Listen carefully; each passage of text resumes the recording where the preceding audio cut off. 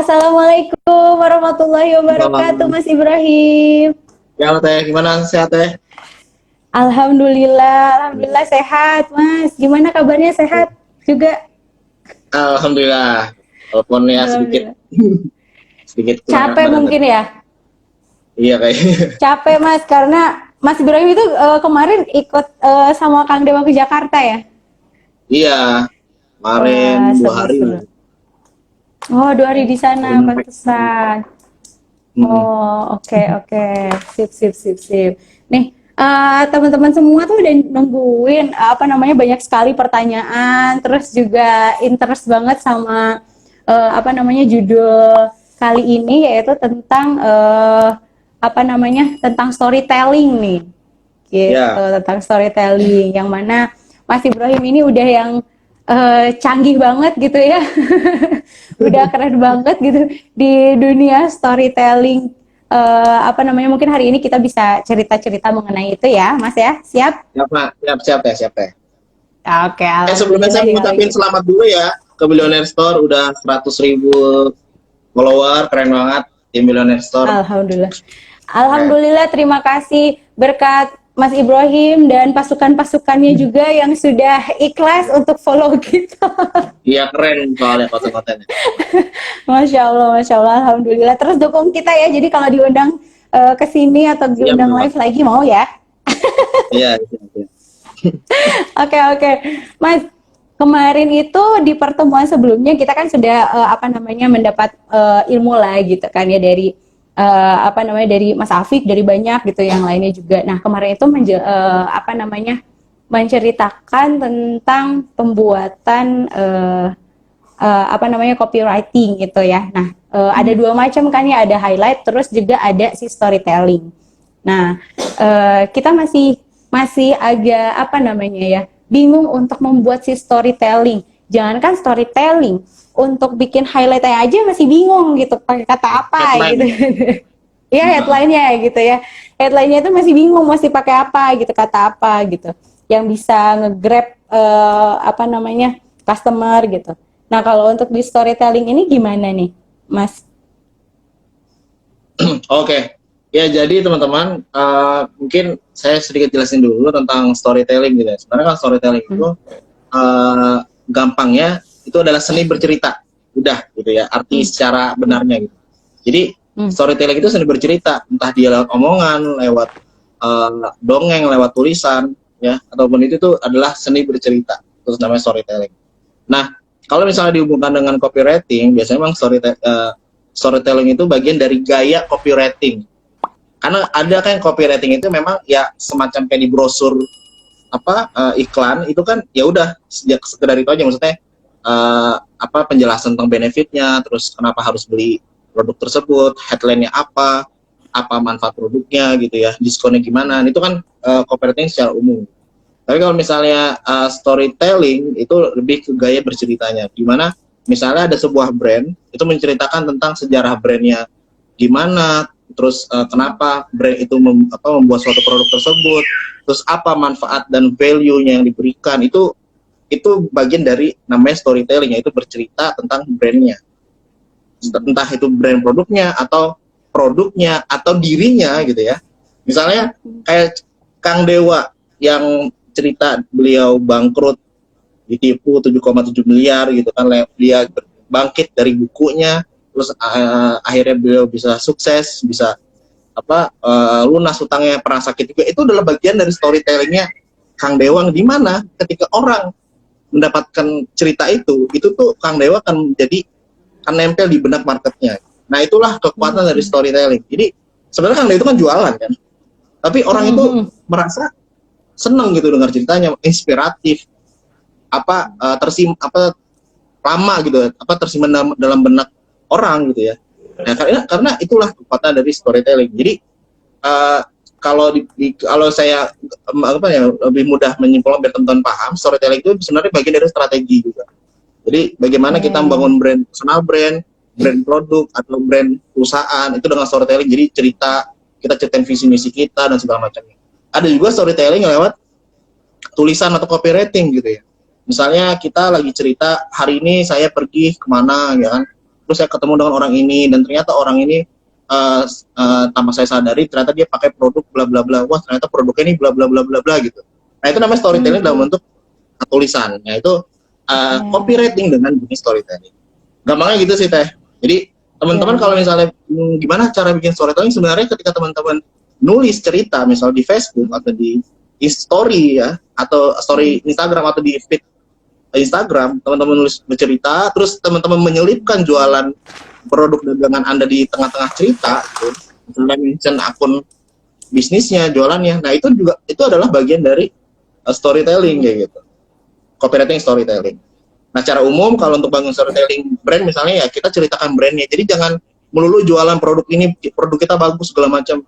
Kita perlu ceritain kenapa kita buat suatu produk, kenapa kita bangun brand ini, kenapa kita bangun perusahaan ini, apa cerita-cerita dari customer kita, itu adalah bagian dari storytelling yang dimana nantinya market atau target market kita itu akan merekam semua cerita itu dan dia akan merasa dekat dengan brand yang kita punya, dekat dengan perusahaan atau dekat dengan personal brand kita.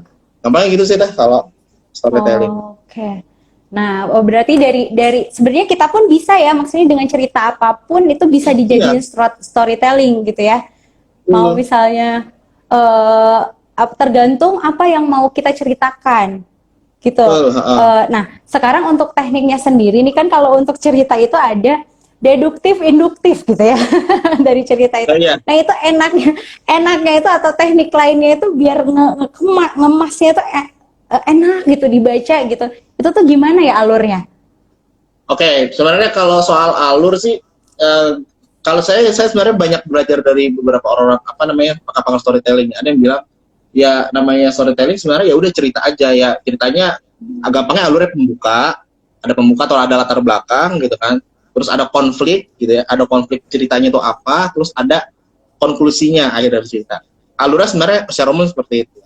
Cuman kalau teman-teman misalnya hanya cerita dari dari awal misalnya pengalaman pribadi aja misalnya, hari ini tuh ada kejadian apa, terus cerita ada manfaatnya apa dalam kejadian tersebut, terus diselipkan ke dalam produk, terus diakhiri dengan penutup, juga ada bagian dari storytelling gitu. Jadi nggak kalau bisa dibilang alurnya gimana biar bagus ya umum aja, tadi yang ada pembukanya, ada latar belakangnya gitu kan, terus ada konfliknya. Memang yang paling penting dari storytelling itu adalah konfliknya gitu. Konflik itu adalah bagian dari isi dari cerita itu ya. Misalnya contohnya gini, Kang Dewa misalnya ya, Kang Dewa itu siapa sih, dia anak muda, dia cerita pengalaman dulu bangun bisnis segala macam, terus akhirnya dia bangkrut. Nah itu adalah konfliknya gitu, dan itu yang bikin orang itu senang dengan cerita Kang Dewa. Dan bagaimana Kang Dewa itu bisa akhirnya menyelesaikan konflik itu. Nah itulah storytelling yang secara umum gitu. Tapi dalam bentuk tulisan juga Kang Dewa kan dulu sering banget nulis cerita pengalaman beliau kan. Dan itulah yang bikin orang akhirnya membaca dan senang lah ceritanya. Begitu. Itu soal alur.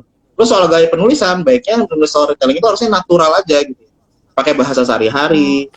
Pakai bahasa yang umumnya dipakai oleh orang-orang sekitar gitu, orang-orang kita gitu. Jadi jangan pakai bahasa yang rumit-rumit yang orang nggak paham gitu.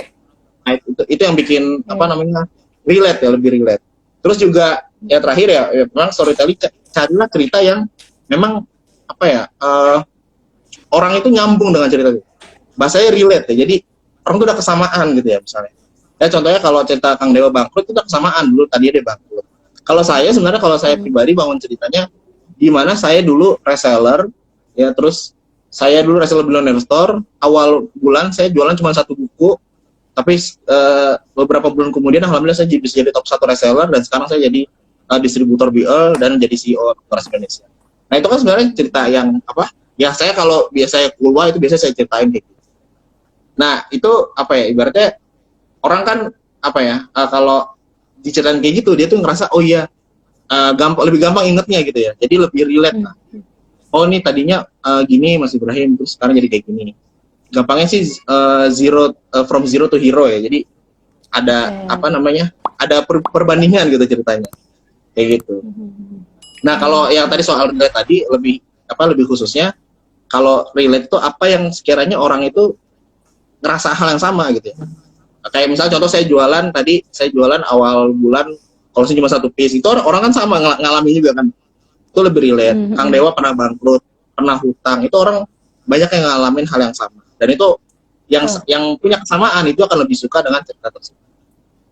Jadi merasa kayak kalau misalnya kita baca itu kayak oh iya ya aku kayak gitu juga gitu. Terus ya, juga gitu. Ada nilai-nilai di ceritanya itu, jadi kita bisa kayak jadi tambah semangat gitu misalnya, atau enggak ada solusi lah ya untuk mengatasi perasaan yang memang nggak ngenakin kayak putus asa atau gimana. Oh itu tuh teman-teman ya. Jadi manfaatnya atau kalau mau bikin story itu tadi ada teknik-tekniknya tuh. Jadi di antaranya itu memang harus ada konfliknya, terus juga harus cari kata yang mudah, itu yang paling penting ya.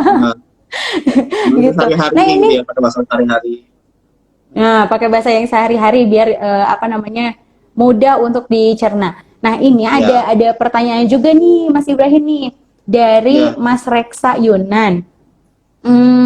Beliau tanya, katanya, Kak, gimana cara bikin storytelling yang singkat untuk iklan, tapi convert banget supaya orang mau beli produk kita? Itu gimana caranya ya, katanya? Yang storytelling tapi convert banget. Nah, memang gini, storytelling itu gunanya memang untuk menarget cold market ya. Artinya orang-orang yang memang dia belum aware sama produk kita. Jadi kalau misalnya dalam funneling, gitu, funnel digital marketing, storytelling itu memang gunanya untuk membangun awareness gitu ya. Jadi orang yang baca, oh suka, terus orang akhirnya nge-share gitu ceritanya, terus akhirnya kesebar. Nah itu awareness memang. Jadi bikin orang tahu aja dulu. Karena kalau mau ngomongin convert, apalagi di iklan itu sebenarnya hard selling. Misalnya contoh di Facebook ya, Facebook Ads misalnya. Terus gimana Mas cara convert? Ya sebenarnya kalau convert bagusnya hard selling kalau di iklan Facebook Ads. Kenapa? Karena kalau di iklan Facebook Ads itu kan pasti audiensnya kan sudah mengalami customer journey atau mengalami kalau biasanya temperatur market. Jadi ada cold, warm, hot gitu ya. Jadi kalau mau convert ya si market ini harus warm dulu, artinya dia sudah paham dengan produk kita, sudah teredukasi produk kita apa, harganya berapa, sehingga ketika dapat iklan hard selling, kalau tepat marketnya dia akhirnya jadi beli. Itu sebenarnya kalau secara umum sebenarnya storytelling itu digunakan ya untuk tadi membangun awareness. Tapi memang kalau orang suka akhirnya lama-lama hanyut, dia akhirnya bisa jadi beli. Nah juga storytelling juga bagusnya bikin iklan kita, cerita kita itu di-share banyak orang, akhirnya kesebar gitu ya. Akhirnya tanpa disadari kita padahal ada jualan di situ, tapi akhirnya orang tuh pengen nyebar nge-share lah. Akhirnya tulisan kita jadi tersebar dan viral.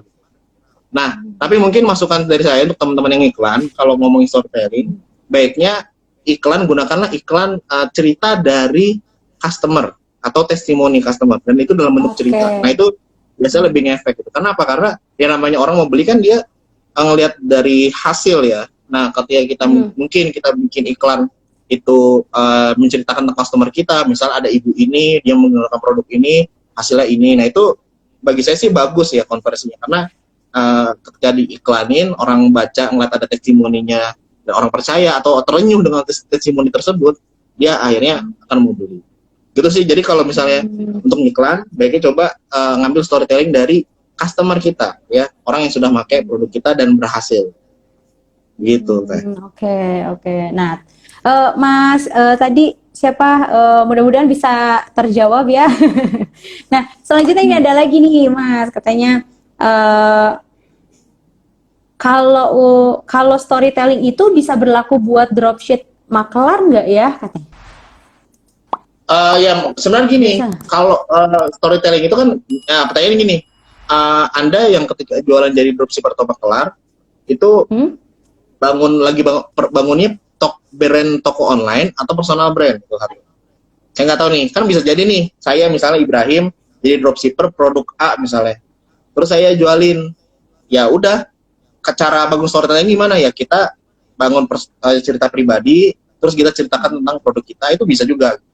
Atau teman-teman, kalau teman-teman jualinnya lewat toko online, berarti bangunlah cerita dari si produk tersebut. Misalnya, gampangnya sebenarnya gini, storytelling itu kan ada berapa, kalau di buku Storytelling for Newbie ya, ini nggak tahu, udah ada yang punya atau belum? Ini dia nih. Tapi kayaknya belum dicetak lagi, belum besar ya. Nah di sini kan ada ada 6 tipe storytelling ya. Jadi ada storytelling itu bisa menceritakan tentang behind produk kita gitu. Jadi produk kita ini gimana cara buatnya, apa manfaatnya gitu kan. Terus apa benefit-benefitnya itu dalam bentuk cerita. Terus juga cerita dari bisnis kita. Bisnis kita itu apa, visi misinya itu gimana. Itu bisa dalam bentuk cerita. Nah, kalau misalnya teman-teman tadi jualan dropshipper, marketer suatu produk, nah itu bikinlah cerita dari produk tersebut. Apa benefit produknya, mungkin dalam bentuk cerita. Juga bisa ambil cerita dari konsumen yang sudah pakai produk itu gitu ya. Jadi ya itulah cerita yang dibangun dari sebuah produk gitu. Jadi kalau dropshipper makelar ya bisa-bisa aja, karena kan storytelling kan bagian dari teknik penjualan kan, cara promosi gitu. Jadi saya yakin bisa-bisa aja. Cuman tadi apakah teman-teman jualinnya pakai nama toko online atau nama pribadi? Nah, saran saya untuk reseller yang awal mula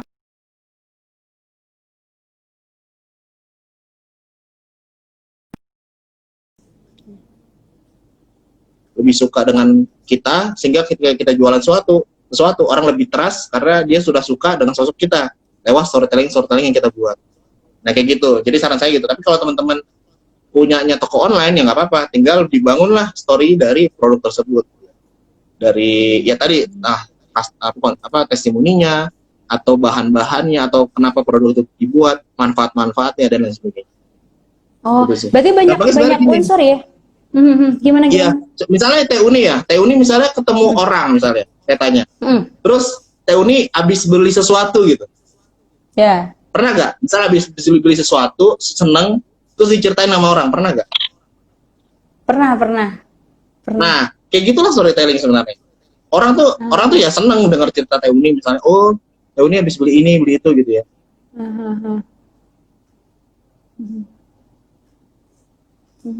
Ya, makanya ketika jual produk ya kita bisa ceritakan dari produk kita. Oke.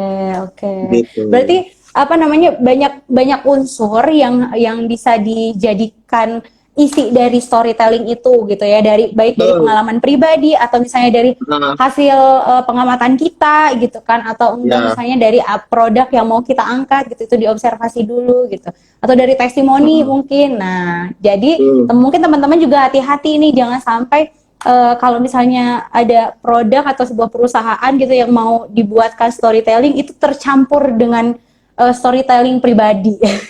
Itu agak repot ya Mas Ibrahim. Iya. Oke. Nah, terus ini ya, ada lagi nih katanya kalau bikin storytelling itu pakai unsur 5W1H nggak ya katanya? Bisa sih ya, maksudnya bisa dimasukkan aja ya. Ya bisa aja gitu, cuman gampang gimana ya? Kadang-kadang gini, kita kalau terlalu kayak gitu nanti kita terpacu pada ini udah U-nya udah belum ya, W-nya udah belum ya. Padahal ya otomatis kita bikin cerita yang utuh dan itu ada ada konfliknya, ada faedahnya, ada manfaatnya gitu ya, itu udah storytelling gitu. Jadi patokannya bukan di situ sih. Gampangnya misalnya gini aja teman-teman, cerita awal misalnya, gampangnya kalau mau bikin storytelling itu depannya gini aja. Saya mau punya cerita nih, jadi ceritanya saya baru aja bla bla bla bla. Nah itu biasanya kalau kita awal nanti bisa keterusan gitu.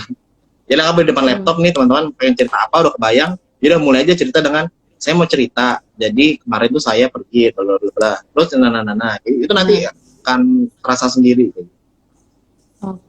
Ngalir sendiri lah soalnya. Jadi ya gimana? Ya, nanti ngalir jadi gitu ya kalau misalnya sama tadi sih. Benar. Takutnya nanti malah jadi terkotakan, malah nggak bebas gitu untuk ceritainnya ya, karena terkotak sama 5W1H itu. Oke.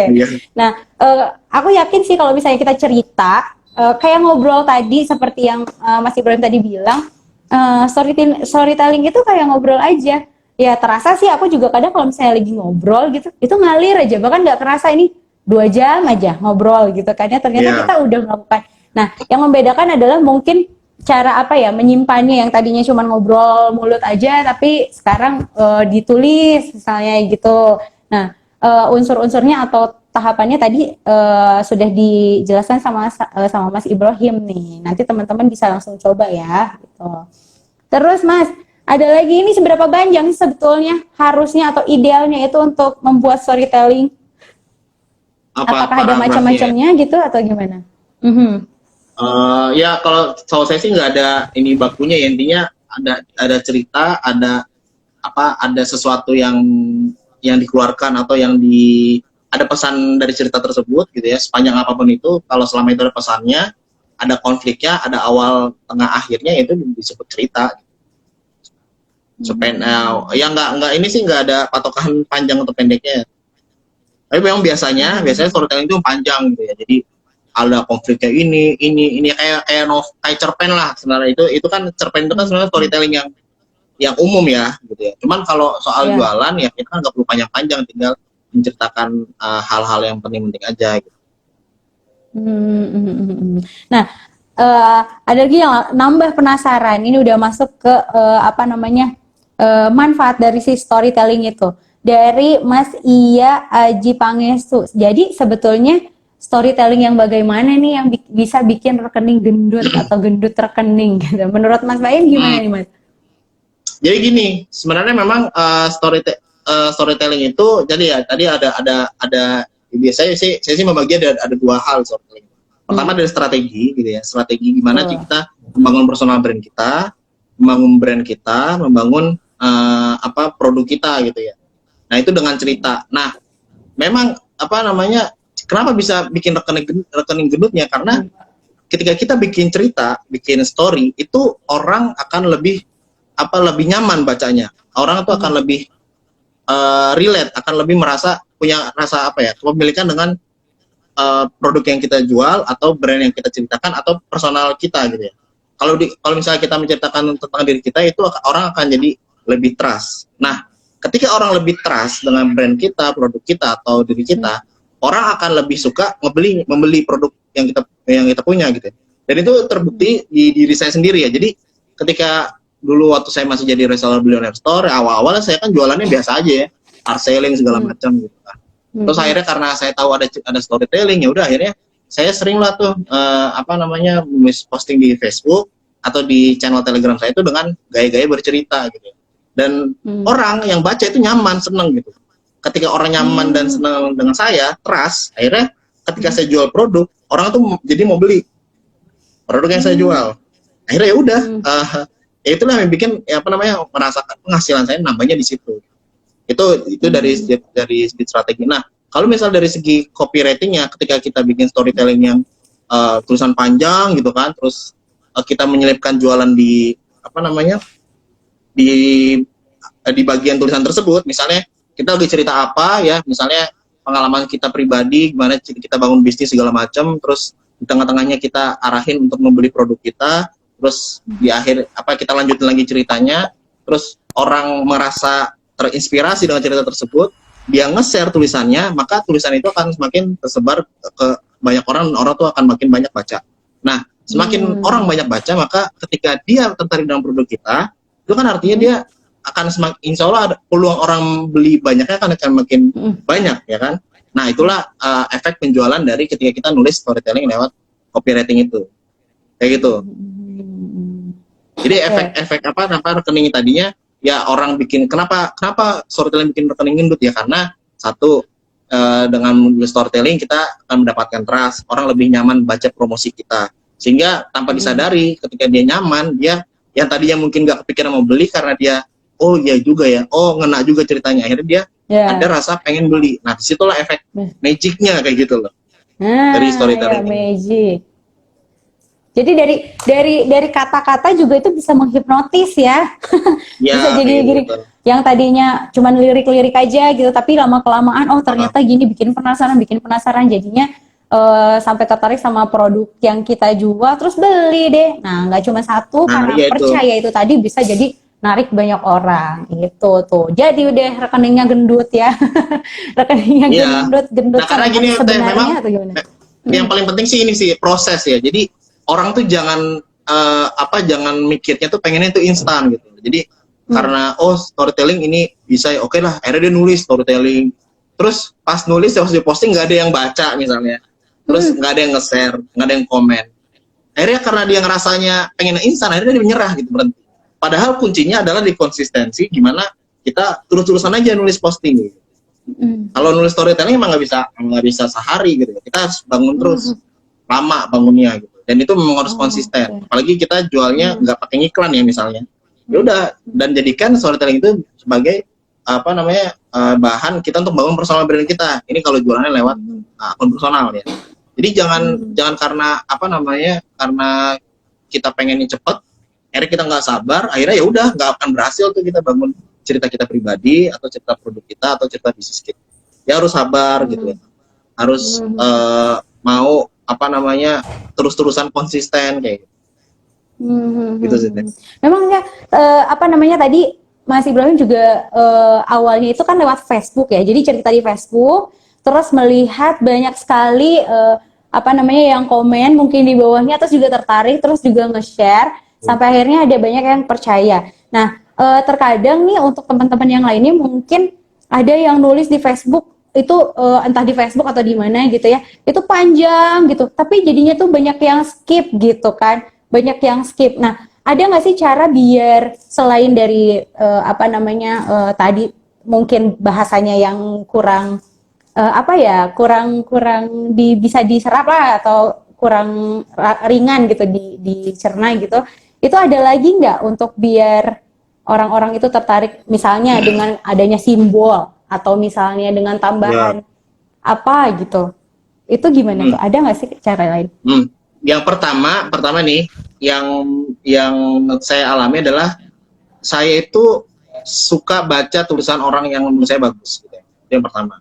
Nah, teman-teman juga. Jadi kalau teman-teman ngeliat ada tulisan yang bagus, misalnya storytelling panjang, itu teman-teman baca. Itu benar baca dari awal sampai habis. Nanti lama-lama semakin sering kita baca tulisan-tulisan bagus, maka semakin apa namanya semakin juga kita bisa memodelin tulisan itu. Jadi bukan mirip-miripin ya, tapi kita tuh tahu gitu ya. Oh, ternyata yang bagus nih kayak gini. Nanti secara alam bawah sadar kita akan nulis seperti itu. Contohnya ketika kalau saya kan memang dari awal kiblat saya kan Kang Dewa ketika belajar nulis storytelling atau copywriting. Nah, itu kerasa banget saya nulis apa, jualan segala macam. Orang tuh nganggapnya, wah Mas, keren ya tulisannya kayak Kang Dewa. Nah, itu orang tuh udah ngomong kayak gitu. Maksudnya ya saya sih ngambil positifnya kayaknya itu karena memang saya ngambil pola-polanya gitu ya. Misal contoh gini, kalau tekniknya misalnya tulisannya dalam satu paragraf jangan terlalu banyak tulisan dempet gitu. Artinya satu paragraf itu cuma 3 kalimat. Jadi semakin banyak paragraf semakin bagus. Terus kalau misalnya ada kata-kata yang mengandung emosi itu di caps lock semua gitu ya, di huruf besar misalnya. Terus jangan lupa pakai emoticon. Terus juga gunakan kata-kata trans yang bikin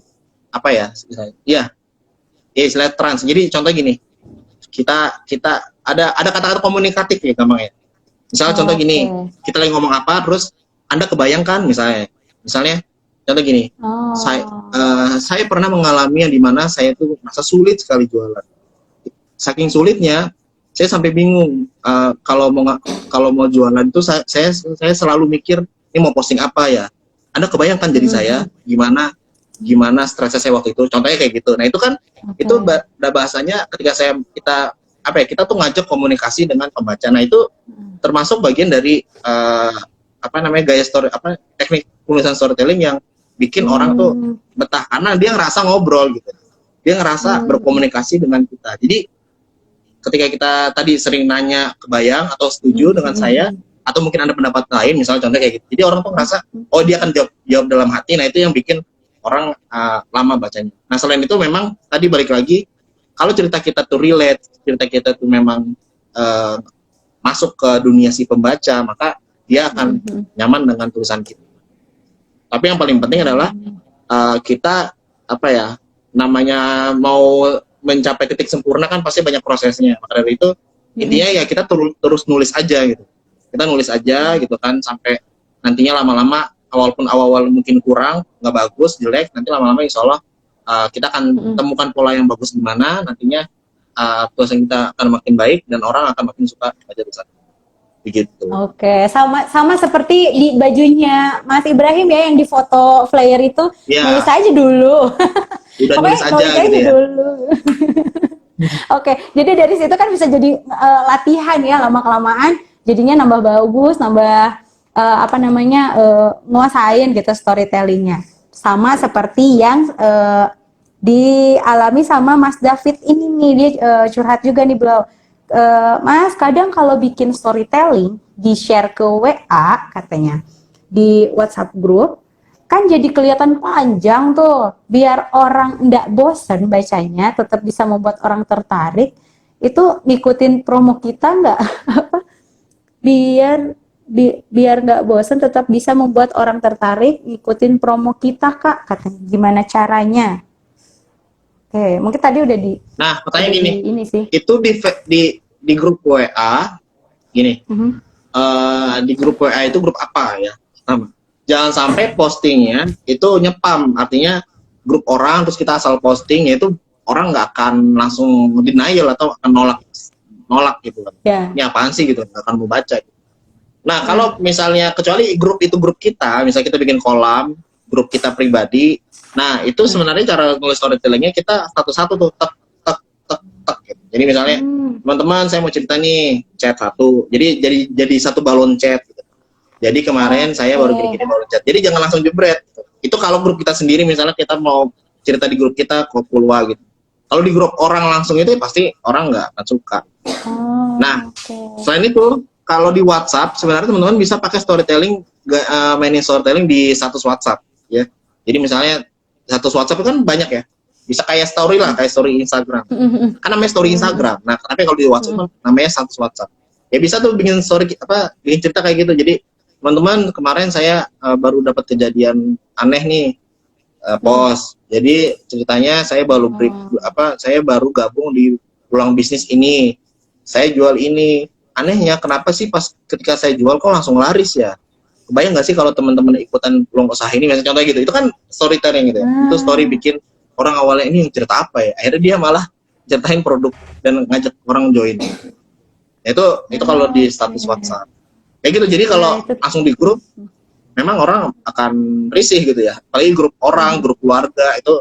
Iya, kadang-kadang kan apa namanya, kita juga kalau misalnya ada langsung berat gitu banyak dengan satu balon dan itu drag gitu banyak banget, itu kita tuh kayak yang males bacanya sampai akhir gitu.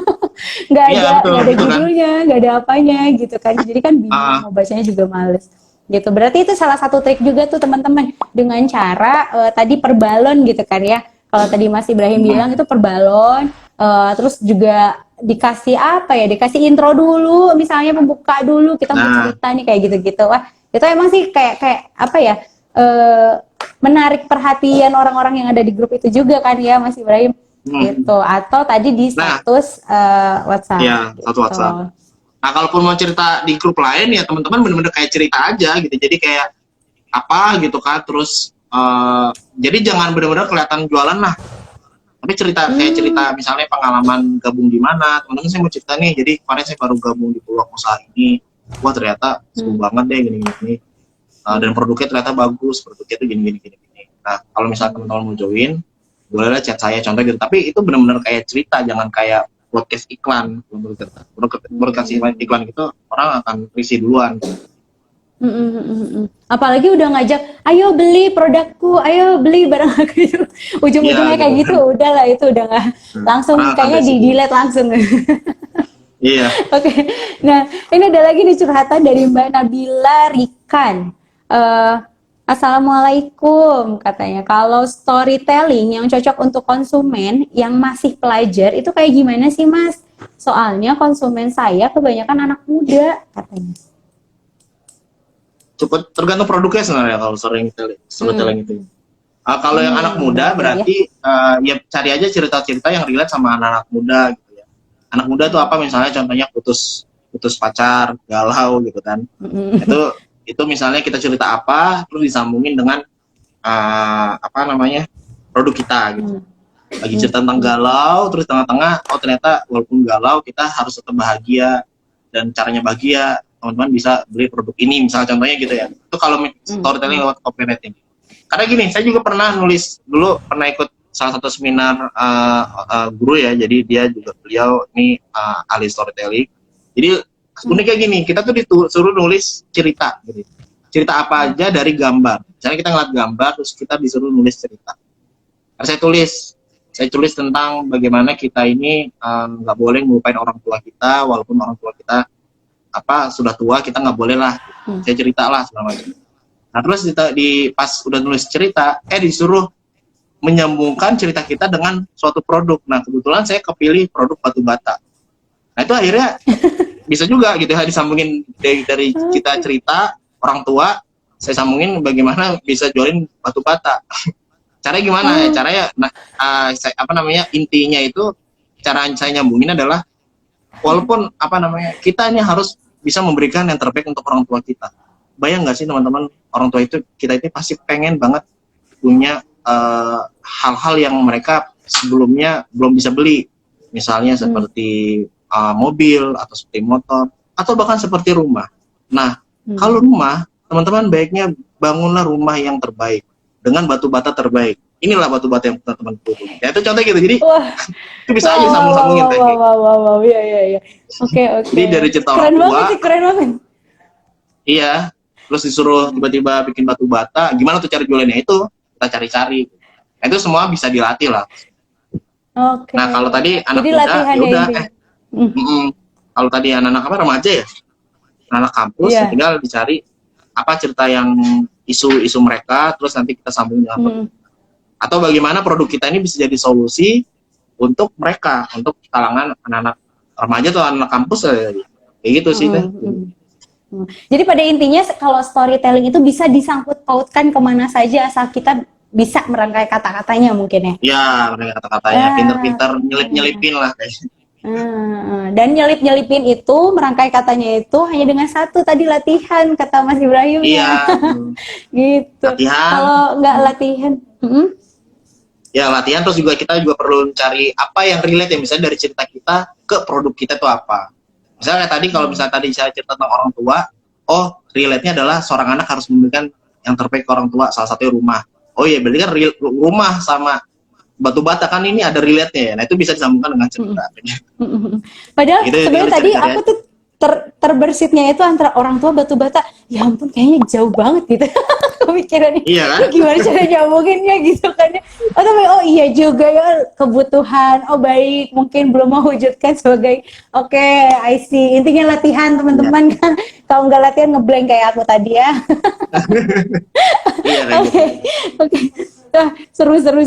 Ini lagi, mungkin ini ada mbak yang baru datang gitu. Tanya, jadi sebenarnya kalau storytelling itu sama nggak sih kayak copywriting? Ya, storytelling itu bagian dari copywriting. Jenis atau salah satu jenis dari copywriting. Tapi copywriting belum tentu storytelling. Kayak gitu sih gampang. Wah, iya. Ya. Jadi storytelling itu kayak gini. Storytelling itu salah satu jenis copywriting. Ya. Tapi nggak semua storytelling itu copywriting. Dan juga nggak semua copywriting itu ada storytellingnya. Tapi ya storytelling itu ada salah satu gaya penulisan copywriting lah. Itu sih kalau misalnya dibandingin sama copywriting. Cuman tadi yang saya bilang storytelling itu semacam ya strategi kita aja, bagaimana kalau kita mau membangun personal brand produk, mempromosikan itu kita pakai strategi storytelling, yaitu menceritakan hal-hal yang sekiranya ada manfaatnya dari produk atau brand kita ke market kita, kayak gitu. Gitu teh. Oke. Wah, tuh teman-teman bisa ya, lumayan banyak, bukan lumayan lagi, ini mah udah banyak, tinggal dipraktekin aja. Tadi tekniknya udah dikasih tahu, unsur-unsurnya udah dikasih tahu, gitu kan. Cara membuat storytellingnya pakai icon atau misalnya pakai simbol apa juga udah dikasih tahu, tinggal dilatihan aja. Jangan khawatir kalau misalnya takut salah, latihan dulu aja. Iya, nulis dulu aja. Jadi gini, gitu.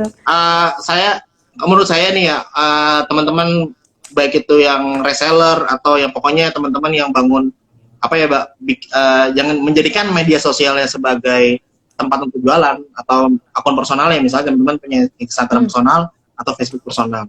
Nah, ketika teman-teman menulis posting terus menulis storytelling yang tulisan yang panjang yang itu sebenarnya ada isinya, ada value-nya, bagi saya itu teman-teman sudah berkarya gitu, yaitu lewat tulisan ya. Makanya memang setiap storytelling itu perlu teman-teman ada value-nya yang disebarkan. Nah, namanya orang berkarya itu ada satu prinsip ya dalam berkarya, yaitu jangan takut jelek. Karena pasti jelek. Ya, untuk yang awal-awal nih, jangan pernah takut jelek untuk memulai karya, untuk mulai menulis karya. Karena pasti jelek hasilnya gitu. Karena kalau misalnya kita nunggu sempurna, kita nggak akan bisa mulai-mulai gitu. Tapi kalau misalnya kita udah berani nulis, ada kita posting, udah ada bentuk karyanya atau tulisannya, kita tahu, oh ini kurang di sini. Besoknya kita perbaiki lagi, besoknya kita perbaiki lagi. Itu akan mendapatkan kesempurnaan, insya Allah. Mendekati lah ya, namanya kita kan jauh dari sempurna ya, karena kita kan terus belajar. Tapi setidaknya bisa lebih baik dari tulisan-tulisan sebelum. Jadi untuk awal-awal gitu, jadi jangan takut jelek. Kalau untuk memulai menulis storytelling, karena pasti jelek awal-awalnya, itu wajar gitu loh. Tinggal kitanya aja yang terus memperbaiki. Oke, balik lagi ke konsisten itu tadi ya, Mas ya. Ya. Jadi teman-teman tinggal dipraktekin aja habis ini ya, karena ternyata waktunya cuma 5 menit lagi. 5 menit lagi ya? Luar biasa. Iya, luar biasa sekali nih. Seru banget sebenarnya Mas Ibrahim ini nggak cukup rasanya ya kita ngobrol bareng-bareng dengan waktu yang terbatas seperti ini. Semoga kita ada waktu lagi untuk kita ngobrol-ngobrol seperti ini lagi, entah itu nanti mungkin podcast secara langsung gitu ya, karena kan kita tetanggaan juga kan office-nya ya. Gitu. Jadi kita main-main ke sini, kita ajak main ke sini, mau ya? Iya, siap Teh, undang aja. Oke, siap. Yang penting mah kita semoga sehat terus ya, Mas ya. Amin. Terus jaga kesehatan untuk kita semua. Nah, sebagai penutupnya nih, kira-kira mau boleh kasih closing statement gitu dari Mas Ibrahim untuk kita semua mengenai storytelling ini. Oke, jadi teman-teman, intinya adalah storytelling ini semacam kita nih manusia ini dari dulu nih udah melakukan storytelling lah intinya. Bagaimana kita komunikasi, bagaimana orang-orang terdahulu itu menulis artefak kayak di tembok-tembok, tapi sih istilah saya agak lupa sih. Kayak di zaman kuno-kuno itu kan udah ada gambar-gambar. Itu sebenarnya storytelling lewat simbol-simbol ya. Jadi orang itu sebenarnya dari relief gitu ya. Ya, orang tua kita ngeceritain dongeng itu adalah bagian dari storytelling gitu kan. Kita bisa mendapat pelajaran ketika orang ustadz itu nggak hanya sekedar nasihatin, tapi dia menceritakan ada cerita ini. Rasulullah juga bagaimana dakwah beliau itu menceritakan kisah-kisah Nabi, kisah-kisah orang-orang yang buruk gitu ya kan. Itu semuanya adalah storytelling. Maka ketika storytelling itu sebenarnya bisa luas manfaatnya, maka tidak salah kita manfaatkan untuk jualan produk. Bagaimana cara mengkomunikasikan produk kita, brand kita ke orang lewat storytelling. Tapi memang dalam bangun storytelling kita perlu namanya kesabaran, konsisten gitu kan. Terus jangan cepat nyerah, yang insya Allah lama-lama nantinya kita bisa lancar mulai storytellingnya, atau orang-orang akan lebih mengenal kita lewat storytelling yang kita tulis, dan itulah insya Allah kita sudah mendapatkan hasilnya, yaitu rekening gendut lewat storytelling. Insya Allah. Amin. Semoga rekening kita benar-benar gendut setelah kita latihan bikin storytelling. Yang pasti latihan aja dulu, nulis aja dulu ya Mas ya. Oke, terima kasih banyak ilmunya. Kita sangat senang sekali nih sore yang sangat berfaedah, dan semoga Mas Ibrahim sehat-sehat terus, lancar-lancar terus. Dan kita ketemu lagi di pekan depan. Salam untuk keluarga ya Mas ya. Iya Teh, sama-sama. Terima kasih. Assalamualaikum. Waalaikumsalam warahmatullahi wabarakatuh.